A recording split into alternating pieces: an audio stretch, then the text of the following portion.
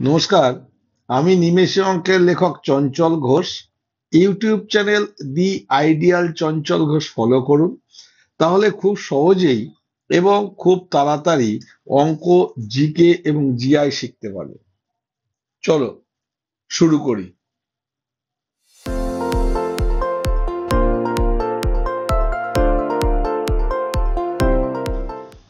দেখো, আজকে শেখাবো ত্রিভুজ কাউন্টিং, ত্রিভুজ গণনা।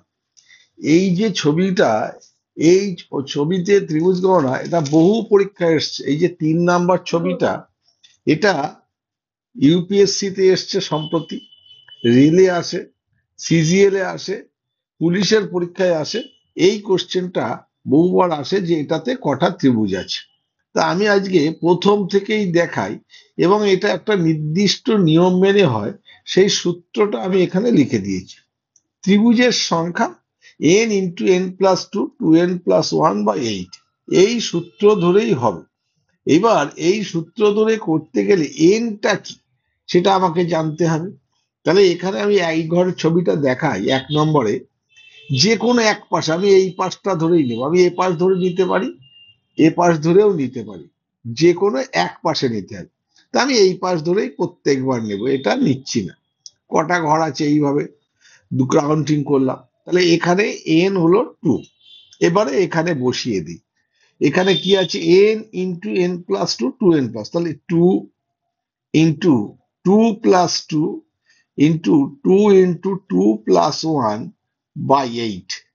তাহলে এটা হচ্ছে ত্রিভুজ। কটা হবে? 2 × 2 + 2 4, 2 দুগুণে 4, 1 5/8। এই 4 দুগুণে 8, 2 কেটে গেল। তাহলে এখানে কটা ত্রিভুজ আছে? 5টা। এখানে ত্রিভুজ হবে 5টা। দেখো কত সহজ এগুলো, এই সূত্রটা ফলো করবে। নেক্সট এইটাতে কি আছে?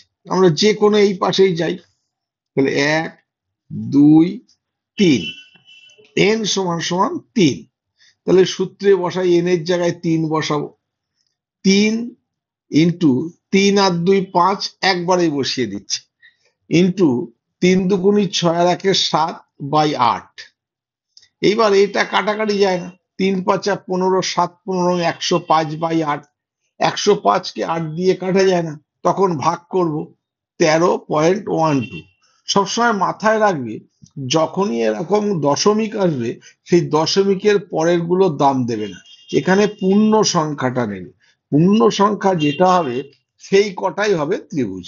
তাহলে এখানে ত্রিভুজ হবে 13টা। এরপরে এইটাতে কি আছে? এইটা বহু পরীক্ষায় এসছে। এটাতে আমি এই পাশে কাউন্টিং করি, 1 2 3 4, n = 4। তাহলে আমার ওখানে সূত্র কি ছিল? n × n+2 × 2n+1/8। তাহলে এখানে আমি n এর জায়গায় 4 বসাবো। কত হবে? 4 ইন্টু 4 আর 2 6, ইন্টু 4 দুগুণে 8 আর 1 9/8। 4 দিয়ে কাটলে এটা 2, 2 দিয়ে কাটলে এটা 3, 3 নং 27টা। এইটা বহু পরীক্ষায় এসছে। আর তোমাদের যদি সাধারণত এইটাই আসে, এর পরে যদি 5টা ঘর নিয়ে দেয়, ওই সূত্রে ফলো করবে।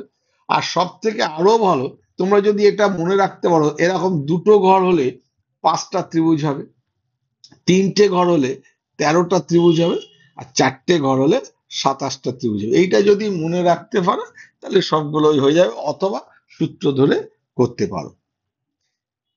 ভালো লাগলে লাইক, কমেন্ট এবং সাবস্ক্রাইব করবে, আর অন্যদের দেখার জন্য এটা শেয়ার করে দেবে।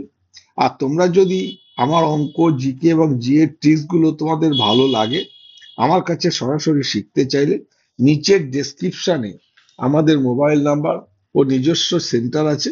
ওই মোবাইল নাম্বারে যোগাযোগ করলে সরাসরি আমার কাছে পড়তে পারবে। নমস্কার, ভালো থাকবে।